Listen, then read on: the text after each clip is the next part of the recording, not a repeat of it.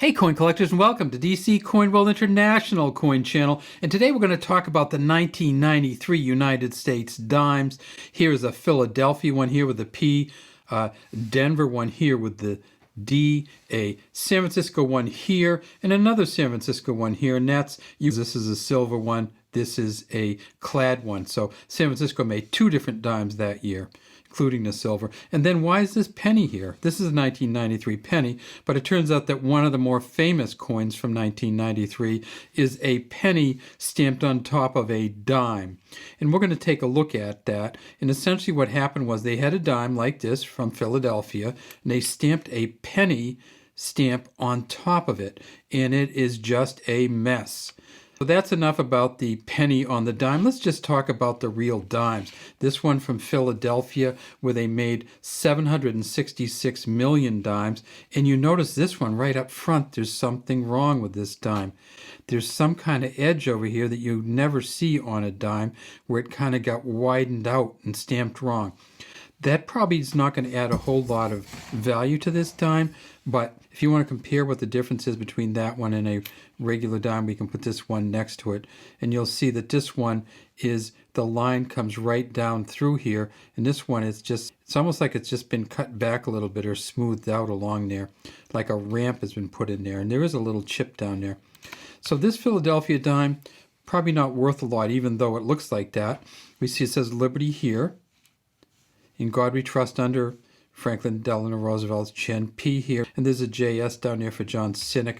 We tip it up and we know what it's going to be from Philadelphia because they only made clad coins. So we see the copper, and then we see the copper nickel coating on the outside, and we get to the back, we see this famous dime back. United States of America at the top, one dime here, E pluribus unum through the middle. There's a torch in the very center, an olive branch on this side with two olives on it.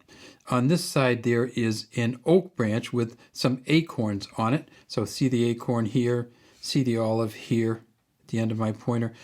The highest priced dime right now from Philadelphia from 1993 is worth probably somewhere between $500 and $1,000. It's a Mint State 68, which has not been priced yet by PCGS. But there are some other ones out there, generally going to be in the $500 or under dollar range. And you can see when we get to the back of this dime, this is the one that had the problem on the front. We have an extra layer out here also. So it almost like it just didn't fit quite right on there. And the edge of the dime on the front went right over the end of the dime, and it came onto the back a little bit. What about at the Denver Mint? Well, at the Denver Mint, we have this one right here. And let's get the light right on it. And you see this is just a really fine version of the Denver coin. And there's a D there for Denver.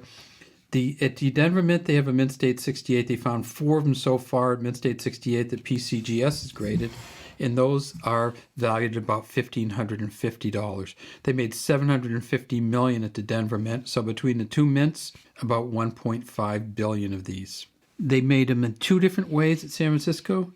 They made this one here, and they made this one here. And I think I can tell just by looking which one is the silver one. I believe it's this one in the back.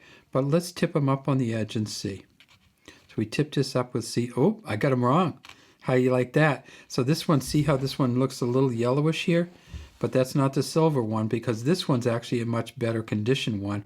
And we see that this has the copper on the edge. At the San Francisco Mint, they made 2.6 million of the clad dimes, and they made them all really, really good, and that's why they're not very valuable. Look how beautiful this dime is.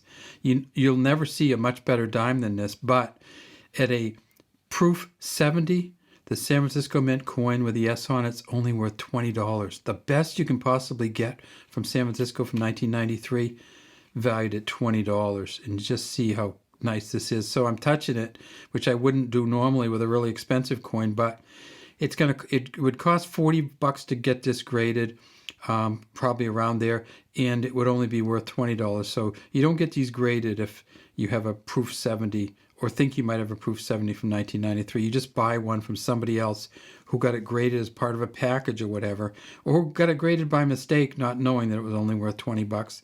Go and buy it for 20. Don't grade it for 40. And then this one is the silver one, and this is really sweet too. A little bit of a yellowing to that silver, which is doesn't change the value of it at all. And we turn this one over on the back, and again, just beautiful coloring on that one too. And we tip it up on the edge. These silver, these are 90% silver, 10% copper. They made 761,000 of these. The proof 70 for the silver, $28. So not that much more than the $20 proof 70 for the clad.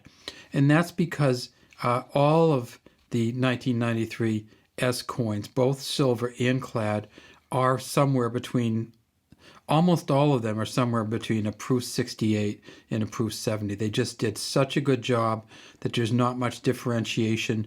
They're all about as best as you can be. All right, well, that's all we have today from DC Coin World. We'd love to have you subscribe to our channel and leave any comments you have in the comment section.